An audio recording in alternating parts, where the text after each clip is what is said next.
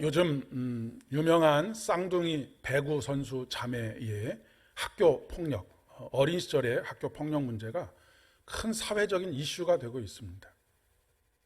철없던 어린 시절의 실수라고 하기에는 그 행동이 너무 충격적인 것을 보게 됩니다. 아직 때가 묻지 않았어야 할 나이라고 생각하는데 그때에 그들에게 나타난 폭력성은 어디로부터 말미암는 것일까라고 하는 생각을 해보게 됩니다. 폭행은 기본이고 감금과 또 그 칼을 가지고 위협을 하는 그런 일들이 있었다는 이야기를 듣습니다.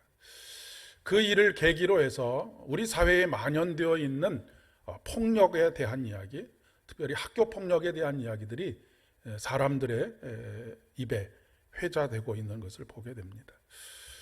이 두 자매의 이야기로 끝나는 것이 아니라 그로부터 여러 사람들에게서 자기가 받은 어린 시절의 학교 폭력, 그리고 지금도 행해지고 있는 학교 폭력에 대한 이야기들이 계속 불거져 나오고 있습니다.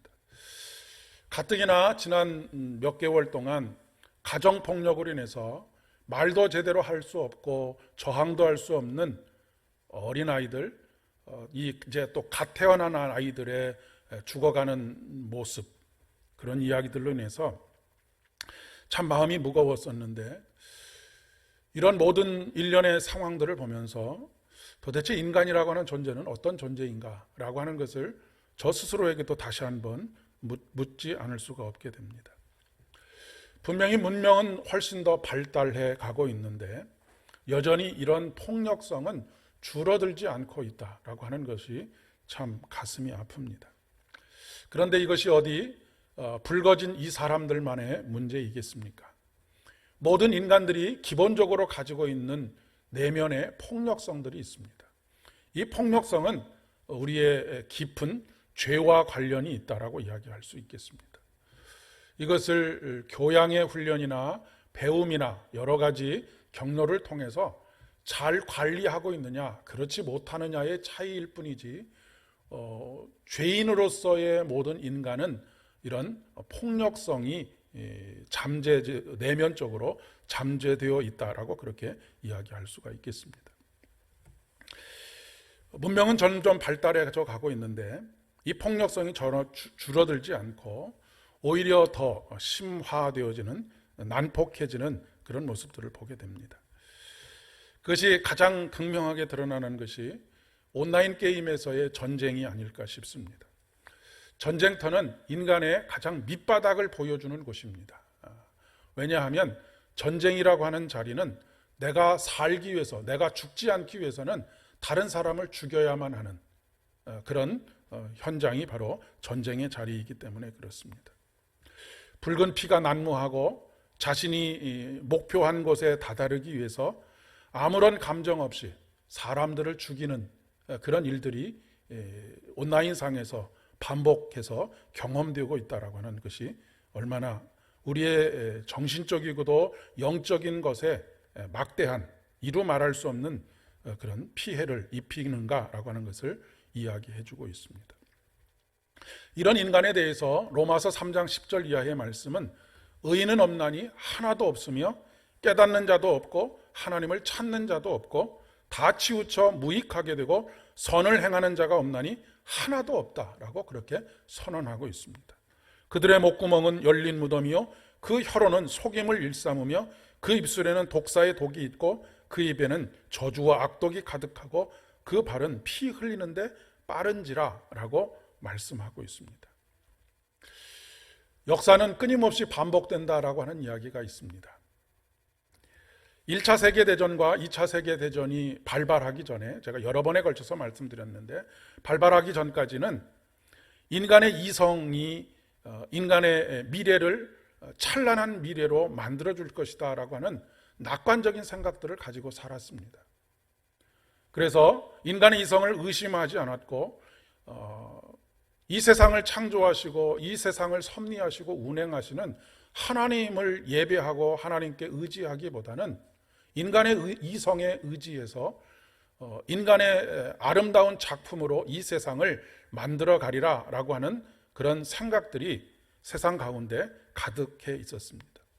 그것은 일반 학문뿐만 아니라 신학 안에도 자리 잡고 있었던 세계관입니다. 그런데 1차 세계대전과 2차 세계대전을 겪으면서 그 생각들이 산산조각이 나게 됩니다. 왜냐하면 전쟁의 현장에서 가장 인간의 밑바닥의 폭력성들을 절감했기 때문에 그렇습니다. 여러분이 잘 아시는 것처럼 유태인만 600만 명의 유태인들이 죽었습니다.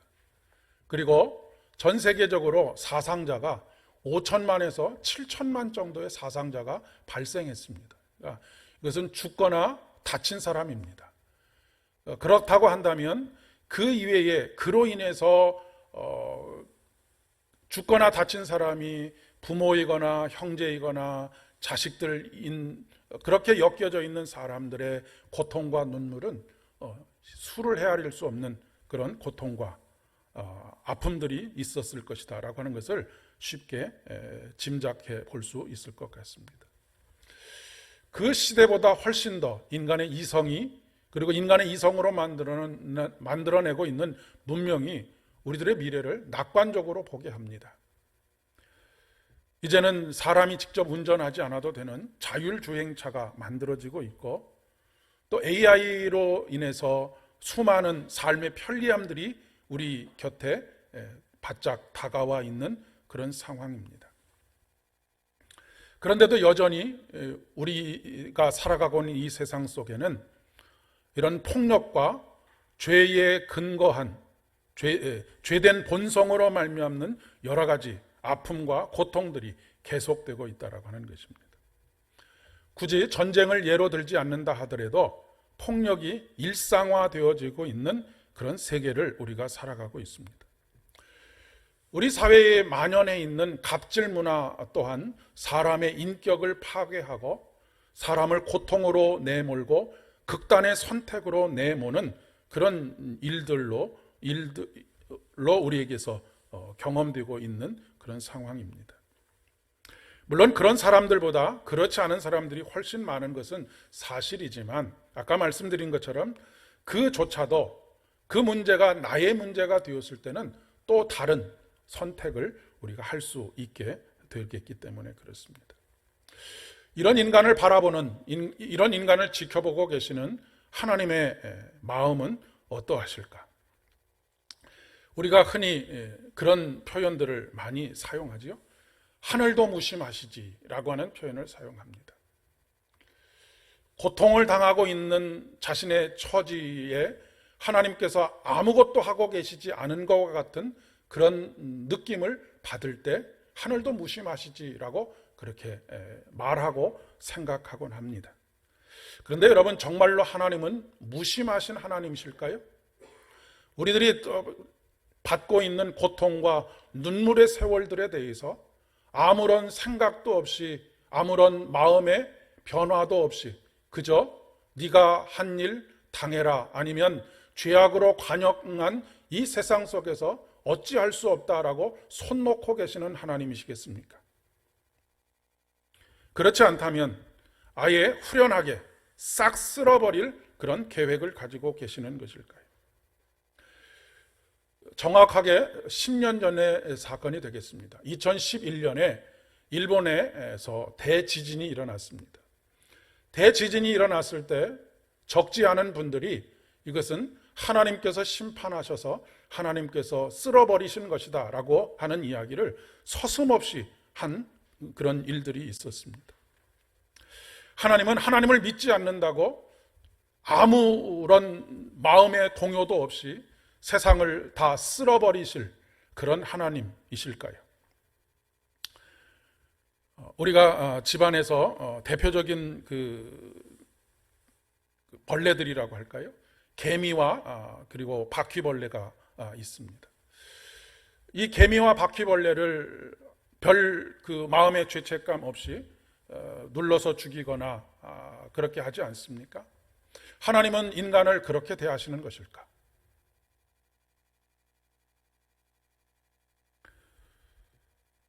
그런 생각을 가지고 있는 사람들이 고대에도 있었습니다. 그 사람들은 어떤 사람들이었냐면 고대 근동 지역에 가장 꽃피웠던 문화가 바벨론 문화인데, 바벨론을 중심으로 이방 신들을 섬기는 사람들이 가지고 있었던 생각입니다. 그래서 중요한 것은 이방 신들을 섬기던 사람들이 가지고 있었던 생각이 바로 이와 같은 생각이었다라고 하는 것입니다. 여러 차례에 걸쳐서 말씀드렸지만 대홍수의 이야기는 성경에만 기록되어져 있는 이야기가 아닙니다. 만약 성경에만 대홍수의 이야기가 기록되어져 있다면 사람들이 야, 그거는 만들어낸 소설 같은 이야기야 라고 말해도 그것을 증명할 수 있는 방법이 없지만, 고대 근동 지역에, 특별히 바벨론, 가장 문화가 꽃피었던 바벨론 지역에 아주 보편적으로 알려져 있고 기록되어져 있는 이야기가 홍수의 이야기입니다. 이 홍수의 이야기는 성경에 기록되어져 있는 홍수의 이야기와 뼈대가 거의 비슷하다라고 그렇게 이야기할 수가 있겠습니다. 그러니까 그 고대 근동 지역에 분명히 홍수, 그것도 대홍수가 있었다라고 하는 것을 이야기해주고 있는 것이고, 그것이 사람들의 입과 입을 통하여서 그러니까 노아의 자녀들을 통해서 퍼지게 된 사람들, 이런 사람들을 통해서 이야기되어진 일들이라고 이야기할 수 있다는 그런 말씀입니다.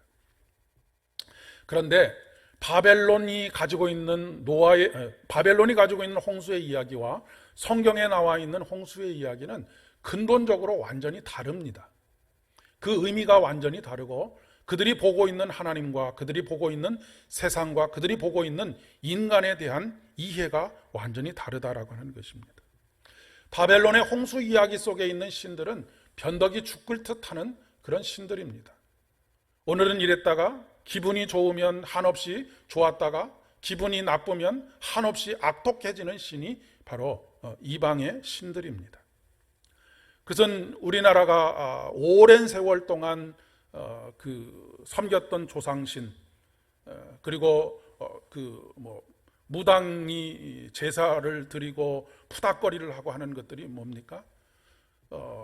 화가 나 있는 귀신을 달랜다라고 하는 그런 의미입니다. 그러나 우리 하나님은 그런 하나님이 아니신 것이죠. 바벨론 홍수 이야기에 등장하는 홍수의 이야기의 내용은 어떤 것이냐면, 이 바벨론의 신이 처음 인간을 창조할 때 창조하게 된 이유도 신들이 귀찮고 어려운 일들을 더 이상은 하기 싫어서 종으로, 일회용품으로 만든 것이 인간입니다. 그런데 이 인간의 숫자가 많아지게 되니까 너무너무 소란해지게 된 것이죠. 사건 사고들도 끊임없게 되고 아우성 소리가 많이 들려오게 되니까 이 바벨론의 신들이 어떤 생각을 가지게 됐느냐면, 야, 참 이거 귀찮다, 이거 다 쓸어버렸으면 좋겠다 라고 해서 행한 일이 바로 바벨론의 홍수의 이야기입니다. 마치 개미들이나 바퀴벌레들을 아무런 생각 없이, 아무런 마음의 동요 없이 죽이는 것과 같은 그런 일들입니다. 귀찮고 하찮은 존재들이니 물로 쓸어버리겠다라고 하는 것이죠. 그런데 우리 하나님은 전혀 다른 모습으로 노아의 홍수의 이야기 속에서 우리에게 들려지고 있습니다. 물론 인간은 심판받아야 할 마땅한 이유들을 충분히 가지고 있는 존재들입니다. 오늘 성경은 아담과 하와가 범죄한 이후에 인간이 생각하는 것이나 말하는 것이나 계획하는 모든 것들이 악할 뿐이다 라고 그렇게 선언하고 있습니다. 하나님께도 뭔가 특별한 대책이 필요한 그런 상황입니다. 그래서 하나님께서 인간을 심판하시기로 작정을 하십니다. 그런데 인간을 심판하시기로 작정하시는 그 순간으로부터 하나님의 고통과 하나님의 아픔과 하나님의 슬픔과 하나님의 안타까움이 시작되고 있습니다. 성경은 이런 하나님께서 한탄하셨다라고 표현하고 있고, 하나님께서 근심하셨다라고 그렇게 기록하고 있습니다. 세상에 사람을 지으신 것을 한탄하셨다라고 하는 것은 하나님의 자기 부정입니다. 왜냐하면 하나님께서 그 인간을 창조하셨기 때문에 그렇습니다. 그럼에도 불구하고 하나님은 자기 부정에 가까운 상황 속에서도 한탄하실 뿐만 아니라 근심하고 계십니다. 하나님은 죄에 대해서 분노하시는 하나님이시지만 죄인에 대해서는 은혜와 자비와 긍휼이 한이 없으신 하나님이십니다. 하나님은 죄에 대해서는 진노하시지만 그 일로 인하여서 고통받는 죄인들에 대해서는 한없는 긍휼과 자비를 베푸신 하나님이십니다. 여기서부터 바로 하나님의 은혜가 시작이 되는 것이죠. 예레미야 선지자를 통해서 하나님은 하나님의 본심이 무엇인지를 우리에게 말씀하십니다. 예레미야가 3장 33절의 말씀에 주께서 인생으로 고생하고 근심하게 하시는 것은 하나님의 본심이 아니시다라고 말씀하십니다. 이것은 속썩이는 자녀들을 바라보면서 마음속에 품고 있는 어머니의 마음, 아버지의 마음과 크게 다르지 않으리라 생각합니다. 자녀들이 속을 새기면 속상한 마음에 나가 죽어라 라고 말을 할 수는 있어도 정말로 그것이 부모의 본심이 아니기 때문에 그렇습니다. 하나님의 본심도 그렇다라고 하는 것이죠. 하나님은 죄인들에게 분노를 쏟아부으시는 분이 아니라, 그리고 그 죄에 대해서 죄의 대가를 네가 당연히 치러야 된다라고 말씀하시는 것만으로 끝나시는 분이 아니라 그 일로 인해서 고통당하시는 하나님이시다라고 하는 것입니다. 근심하시는 하나님이십니다. 하나님은 인간의 죄악을 보면서 분노하시고 기계적으로 너는 이만큼 죄를 지었으니 당연히 이만큼 벌을 받아야 한다라고 하는 것을 선포하시는 것으로 끝나시는 그런 하나님이 아니십니다. 하나님은 죄인된 우리를 끝까지 포기하지 않으시는 하나님이십니다. 하나님은 지옥에 가서라도 멸망당한 그 영혼을 구원하시기를 원하시는 하나님이십니다. 사람은 복수하기 위해서 내가 너를 지옥까지라도 찾아가서 복수를 하고 말 것이다 라고 그렇게 말하지만, 하나님은 스스로 지옥에 내려가서라도 죄로 말미암아 멸망한 멸망한 영혼을 구원하시기를 원하시는 그런 하나님이시다라고 하는 것입니다. 오늘 서신서의 말씀인 베드로전서 3장 19절의 말씀에 그는 영으로 옥에 있는 영들에게 가셔서 선포하셨습니다 라고 그렇게 기록하고 있습니다. 여기서 말하는 그는 십자가에 달리신 우리 주님이십니다. 그런데 그는 영으로 옥에 있는, 여기서 옥이 무엇이겠습니까? 지옥을 의미합니다. 지옥에 갇혀 있는 영들에게 가셔서 선포하셨습니다. 무엇을요? 하나님의 은혜를, 하나님의 구원을 선포하셨다라고 하는 것입니다. 베드로전서 4장 6절의 말씀에 이렇게 말씀하십니다. 죽은 사람들에게도 복음이 전해진 것은 그들이 육신으로는 모든 사람이 심판받는 대로 심판을 받으나 영으로는 하나님을 따라 살게 하려 하는 것이다. 이 말씀에 근거해서 우리의 믿음의 선배들인 사도들은 이렇게 고백하고 있습니다. 오늘도 우리가 함께 고백한 사도신경의 고백입니다. 장사한 지 사흘 만에 죽은 자 가운데서 다시 살아나시며, 장사한 지 사흘 만에 어디에서 살아나셨다고요? 죽은 자 가운데서. 여기서 말하는 죽은 자 가운데서라고 하는 것은 바로 지옥을 의미하는 것입니다. 하나님 예수님께서 십자가에 달리신 이후에 무엇 때문에 지옥에 내려가셨겠습니까? 하나님의 은혜를 깨닫지 못하고, 하나님의 경고의 말씀을 듣지 못하고, 하나님의 은혜에서 벗어났던 그 영혼들을 한 영혼이라도 더 살리기 위한 하나님의 근심과 하나님의 몸부림이라고 이야기할 수 있을 것입니다. 이 하나님의 자비와 은혜와 긍휼이 미치지 않는 곳이 없습니다. 하나님께서 용서하지 못할 죄가 어디 있겠습니까? 십자가를 통해서 이미 그 용서를 이루셨습니다. 이 사랑이 바로 우리에게 임하여 있는 것입니다.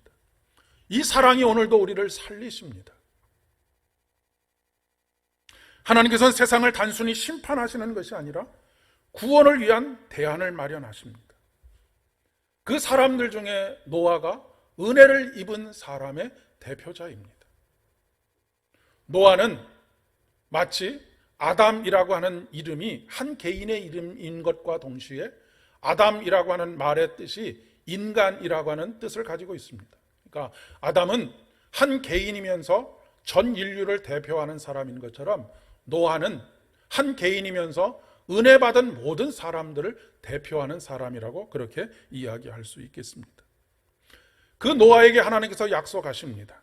내가 너희와 언약을 세우리니 다시는 모든 생물을 홍수로 멸하지 아니할 것이라. 그리고 약속의 징표로 무지개를 보여주십니다. 이 무지개가 떠올랐을 때 사람들은 얼마나 큰 위로와 마음의 평안을 누리게 되었을까요? 요즘 근래 들어서 사용하고 있는 말 중에 한 가지가 회복적 정의라고 하는 말을 사용합니다. 이제까지는 어떤 사람이 죄를 지면 그 죄에 대해서 법정에서 너는 이만한 죄를 졌으니까 이만한 대가를 치러라, 징역 몇 년 선고하는 것으로 끝났습니다. 그런데 여러분, 죄의 대가를 치른다고 해서 피해를 당한 사람의 그 피해가 그리고 마음의 고통이 원상태로 돌아오는 것은 결코 아닙니다. 그런데 우리는 너 이제 이렇게 판결을 해서 저 사람이 옥에서 얼마 동안을 갇혀서 살았으니 너도 여기에 대해서 더 이상 이야기하지 말아라 라고 하는 무언의 압력이 있었던 것입니다. 근데 회복적 정의라고 하는 것은 피해를 당한 사람뿐만 아니라 피해를 입힌 사람도 함께 회복되어질 수 있는 것까지 모든 공동체가 그리고 국가기관이 함께 노력해야 한다라고 하는 것을 이야기하고 있습니다. 요사이 학교폭력이 되었던 가정폭력이 되었던 우리가 그 일로 인해서 분노하고 끝나는 것이 아니라 온 사회가 그런 일들이 일어나지 않도록 함께 힘을 모으고 생각을 모으는 것, 거기서 한 걸음 더 나아가서 피해를 당한 한 사람 한 사람의 마음을 위로하고 그 사람들이 그리고 그 주변에 그 일로 인해서 더 많은 고통을 당하고 있는 그 사람들이 온전하게 새살이 돋아오를 수 있을 때까지 그렇게 마음을 모으고 생각을 모으고 힘을 모으는 일들이 필요하다라고 하는 것입니다.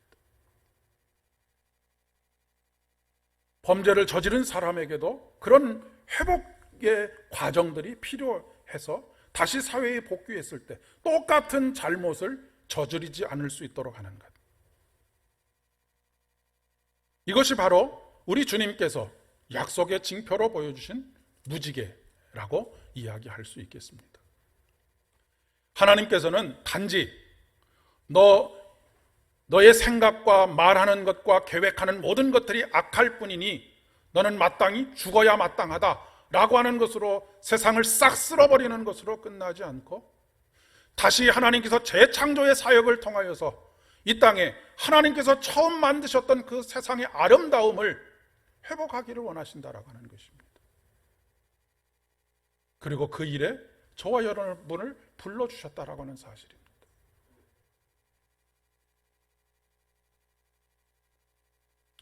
오늘 마가복음 복음서의 말씀에 예수님께서 세례를 받은 사건이 바로 홍수의 사건과 연결되어 있습니다. 세례를 받고 물에서 올라오십니다. 물에서 건지심을 받은 것을 이야기하는 것이죠. 우리가 세례를 받는다라고 하는 의미가 바로 그것입니다. 물에서 건지심을 받는 것이죠. 물에서 건지심을 받았을 때 하늘이 열리고 하늘에서 무슨 소리가 들려옵니까? 이는 내 사랑하는 아들이요 내가 그를 기뻐하노라. 아가서의 기자인 솔로몬은 이 사랑은 이 하나님의 사랑과 이 하나님의 긍휼과 자비는 많은 물이 꺼치지 못하겠고 홍수라도 엄몰하지 못할 것이다 라고 그렇게 노래하고 있습니다.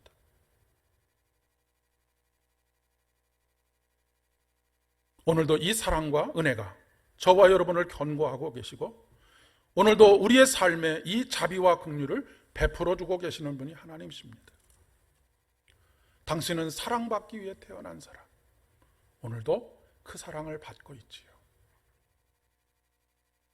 사순절 첫 번째 주일입니다. 본래 사순절은 두 가지 측면에서 의미를 가지고 있습니다. 첫째는 보통 사순절 기간 동안에 세례를 준비하고 부활주일이 되면 세례를 받았습니다. 세례를 준비하는 기간이 사순절 기간이고 세례를 이미 받은 사람들은 세례의 의미를 다시 한번 되새기는 시간이 바로 사순절의 시간들입니다. 또 하나는 참회를 통해서 그 어느 때보다도 열심히 하나님을 찾고 하나님의 말씀을 묵상하고 기도에 전념하면서 십자가의 신비를 경험하는 절기가 바로 사순절입니다. 하지만 한 가지 주목해야 할 것은 사순절의 참회는 그저 개인적이고 우리의 내적인 참회에 그치는 것이 아니라고 하는 사실입니다. 외적이고 사회적인 참회가 되어야 한다라고 하는 것을 이야기하고 있습니다. 지난 제2수요일부터 시작된 주일을 뺀 40일 동안의 영적인 순례를 통해서 우리 개인의 영적인 발돋움뿐만 아니라 죄악이 관영한, 그래서 그로 인해서 피조물이 고통 가운데 있는 이 사회를 치유하고 회복하는 하나님의 재창조의 사역 속에 우리가 함께 동행하며 헌신하는 우리들이 되어야 한다라고 하는 것을 이야기하고 있는 것입니다.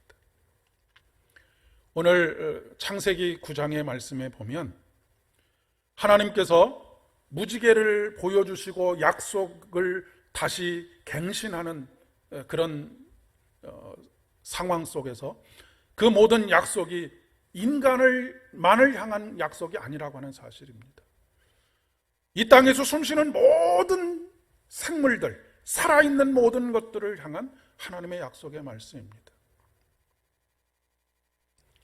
그러니까 오늘 하나님의 구원이, 예수 그리스도께서 이 땅에 오시는 것은 인간을 구원하시기 위함이 아니라 인간의 죄로 말미암아서 어그러지고 깨지고 엎어진 이 세상을 다시 하나님의 새 창조의 창조물로 만들어가기를 원하시기 때문이라고 하는 것입니다.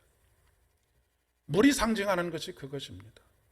창세기 1장과 2장에 하나님의 신이 수면 위에 운행하시니라.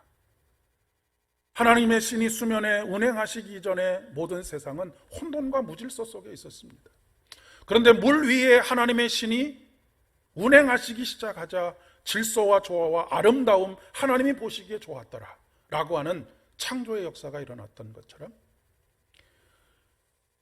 폭우가 쏟아지고 그로 인해서 모든 것이 다 죽어가는 그런 상황 속에서 노아의 방주를 통해서 하나님께서 은혜를 베풀어 주시고 다시 빛이 비추어지게 하시는 가운데 40일 동안 쏟아 부어졌던 그 물을 하나님께서 바람을 통해서 마르게 하셨다라고 성경은 표현하고 있습니다.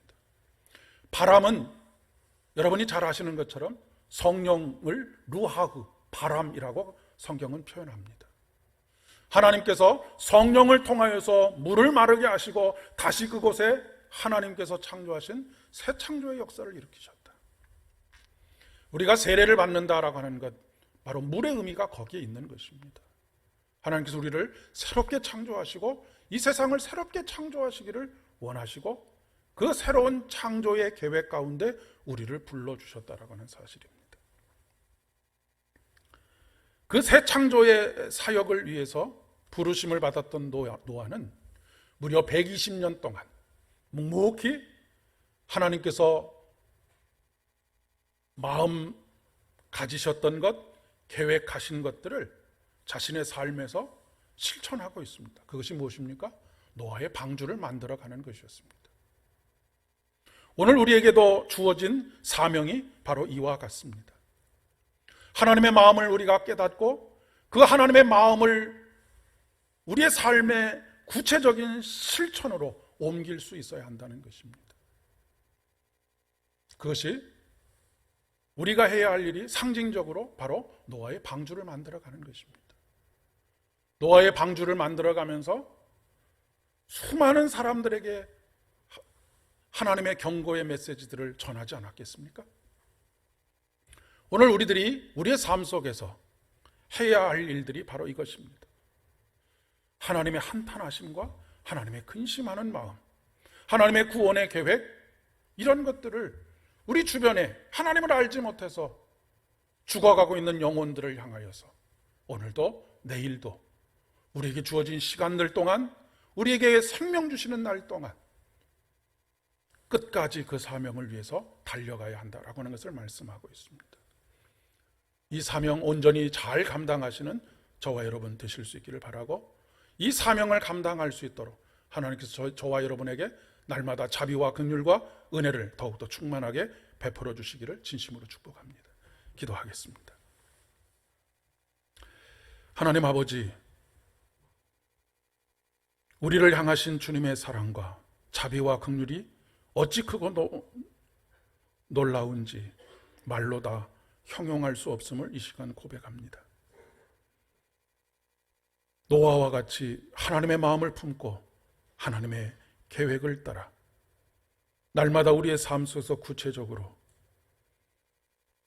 하나님께서 새롭게 만들어가기를 원하시는 하나님의 나라를 위하여 헌신하는 우리들 될 수 있도록 은혜를 더하여 주시옵소서. 예수님의 이름으로 간절히 기도드립니다.